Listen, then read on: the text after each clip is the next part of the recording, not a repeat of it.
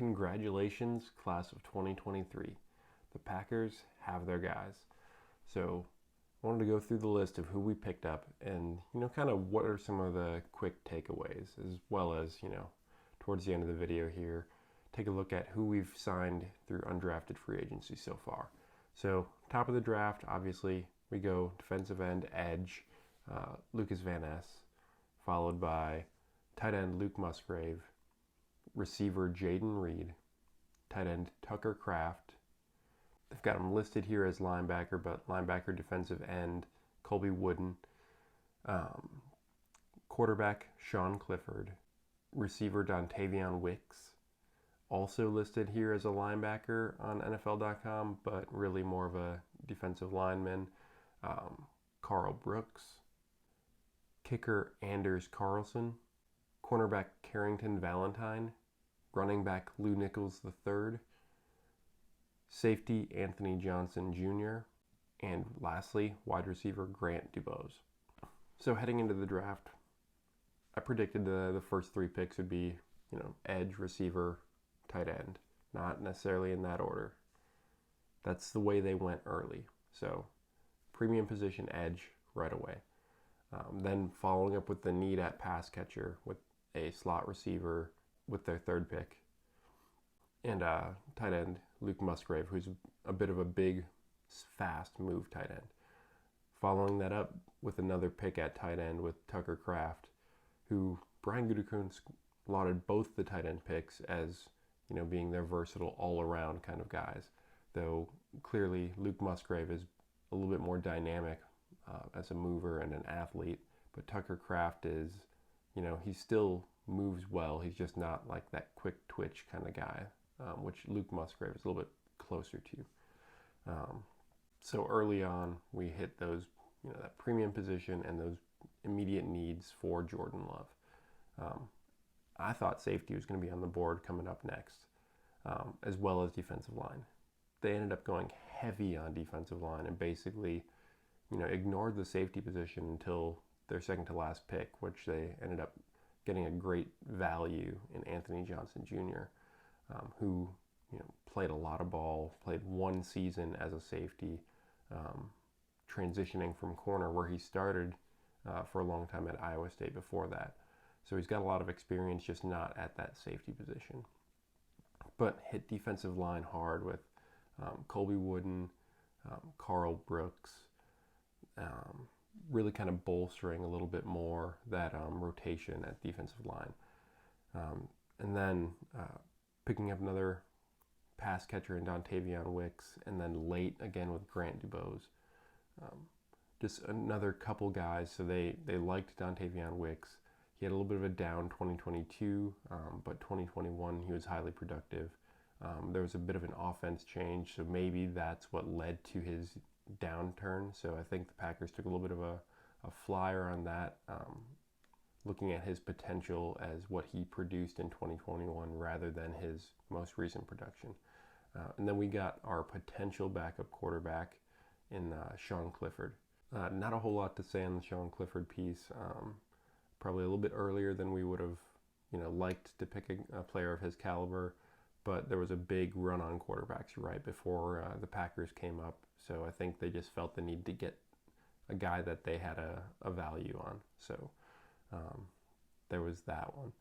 Then the last couple picks to round out this class were cornerback Carrington Valentine, who's probably more of a special teams guy. Had some flashes as a cornerback that he played pretty well, but, also played teams heavily. And then Nichols III, so guy they brought in for a top 30 visit. They obviously like him. I think there's something that they see that they can work with in him, and that'll be a solid draft pick there. The biggest takeaway for me on all that was just like how the Packers view their positions. They obviously see that they've got some bodies in the safety room that they like, that they feel pretty comfortable with, much like we have seen, in previous drafts where, everybody assesses that the Packers need a receiver, and then they go out and they don't pick one, or they pick one late kind of thing. And they obviously like the guys in the room more than, the consensus or the national media or fans maybe even know. So that's kind of my takeaway on the safety position. But obviously they felt the need to really bolster that defensive line on day 3.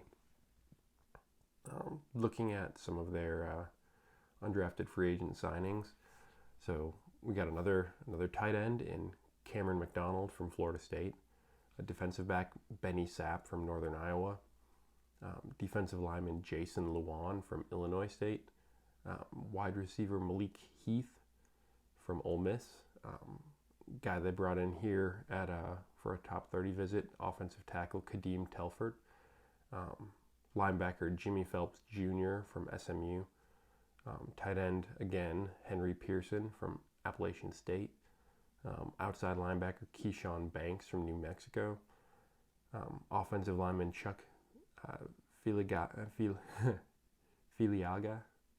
offensive lineman Chuck Filiaga from Minnesota, and safety Christian Morgan from Baylor, and wide receiver Deuce Watts from Tulane.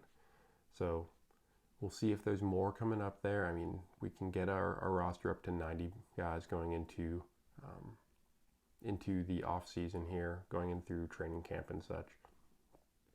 So I'll be interested to see who else they add into the mix.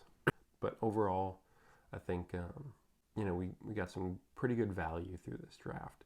Addressed some key positions of need, and I'm really satisfied with what they've done so far to help give Jordan Love a young nucleus that he can grow with.